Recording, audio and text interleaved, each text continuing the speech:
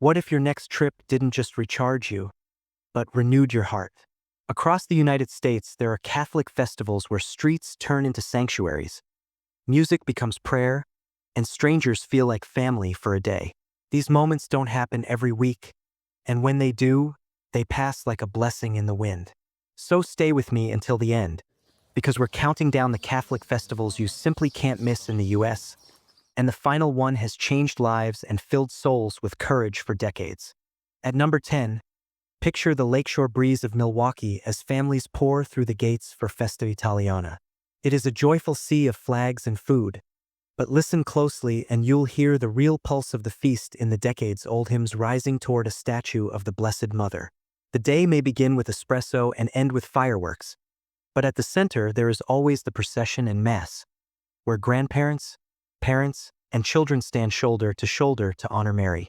After communion, the crowd spills back into the festival and devotion takes on the flavor of the old country. A grandpa teaches a grandchild to cross themselves before a street altar. A vendor quietly slips a free dessert to a pilgrim who shared an intention. If you come only for the music, you leave with more than a song stuck in your head. You leave with a sense that faith can live in the open air, between a rosary and a plate of zeppole, in the simple joy of belonging to a people who remember. At number 9, the city of San Antonio glows with the colors of fiesta. But when the sun lowers and candles are lit, a long line forms for the pilgrimage to the Alamo. Voices soften. Sneakers tap gently on old stones. The archbishop leads and thousands follow, praying the rosary beneath balconies draped with flowers. This walk is not about noise. It is about memory and meaning. People whisper names of loved ones as beads pass through their fingers. Veterans bow their heads.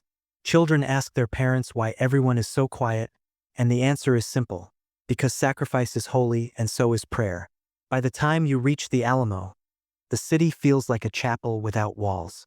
The night air holds the last Hail Mary, and when the candles are finally blown out, you know you were part of something more than a parade. You were part of a living prayer that walked. At number 8, Little Italy in New York becomes a river of devotion for the Feast of San Gennaro. The morning starts in church, with a hymn that has crossed oceans and generations, and then the statue is lifted, flowers surround it, and the streets open like a path through a familiar dream. Families pin notes to the ribbons that trail from the saint's platform. A baker in a flower-stained apron steps outside, makes the sign of the cross, and slips back inside to pull fresh loaves for the altar. A young couple who wandered in for the food stands still as the procession turns the corner, and something inside them softens, because they didn't expect a street full of tourists to suddenly feel like a sanctuary. If you come back after dusk, the glow of string lights and candles mix, and the singing sounds older and deeper. The festival sells souvenirs. The feast sells nothing. It gives you back your memory. At number 7, every March in New Orleans, doors open to reveal St. Joseph's Day altars, overflowing with bread, citrus, lilies, and love. The story behind it is gratitude. A people once saved from hunger promised to honor the protector of families, and they have never stopped. You'll see an altar shaped like a cross, stacked with loaves baked in the shape of fish and staffs. You'll watch a priest bless the table and the crowd exhale with joy, because another year has been given and another chance to thank God has come. Children learn that bread is holy when shared, and elders tell how their grandparents taught them to place intentions under St. Joseph's statue. The food is later given to the poor, and that is the point. Devotion is not just candles and hymns.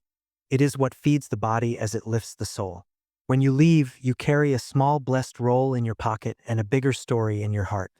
At number 6, the streets of Philadelphia lead to a humble church where St. John Newman is honored as a friend to families, students, and the forgotten.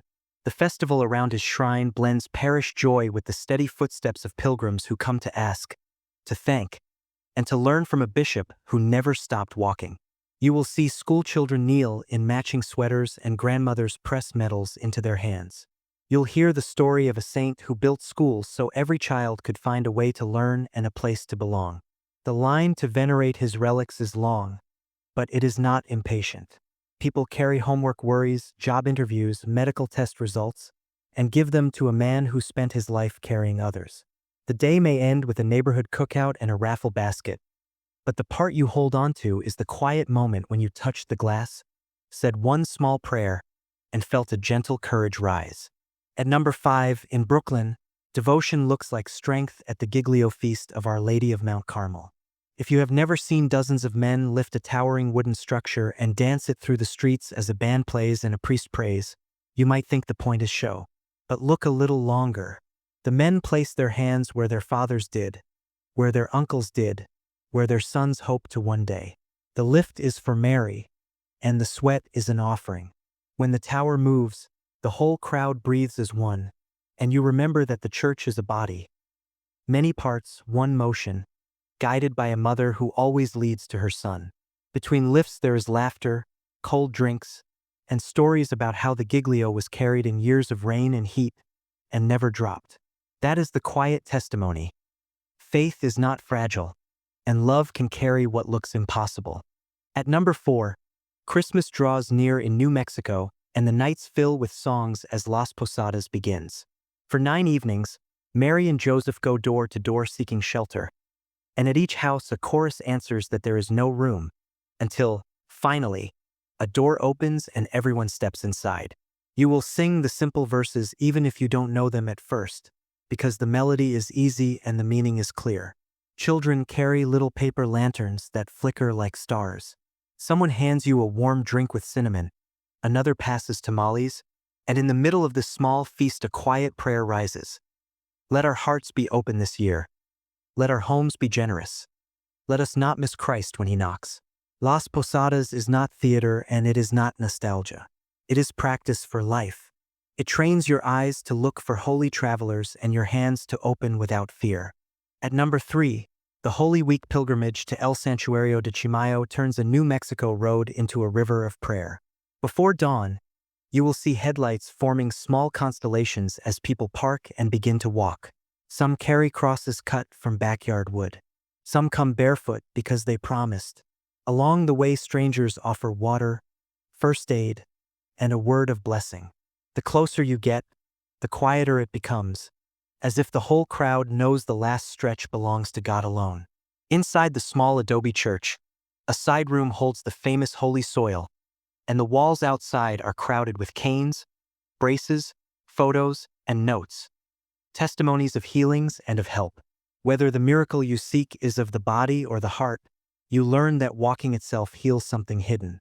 If you can, stay for the Triduum liturgies. Watch the altar be stripped on Holy Thursday. Kneel for the veneration of the cross on Good Friday. Sit in darkness on Holy Saturday and feel the first light of Easter candle your face with hope. Chimayo is simple, and that is why it is strong. It is not about perfect words. It is about the courage to show up and the grace that meets you when you do. At number 2, the December night air around Chicago carries music as pilgrims stream toward the shrine of Our Lady of Guadalupe in Des Plaines. Flowers are everywhere. Children in charro suits clutch roses. Women wrap themselves in shawls the color of the tilma. The line to enter moves slowly and nobody minds. Inside, an image of the mother who came to a poor man on a hill looks out at her children again, and every language becomes one language in front of her. Please help, thank you, be with us. Through the night, mariachis sing mananitas, dancers offer the work of their bodies, confessions are heard in quiet corners, and Mass is offered again and again for those who arrive at every hour. This is not a small local devotion. This is the heart of the Americas beating in time with a mother's love. If you come in the coldest hour before dawn, you'll find it strangely easy to pray. The silence between songs feels like a blanket, and you will understand why people bring their whole families out in winter to stand in line for grace. At number 1, every January in Washington, D.C., people who believe in the dignity of life gather for the March for Life. It does not look like a festival, but it feels like a feast of courage.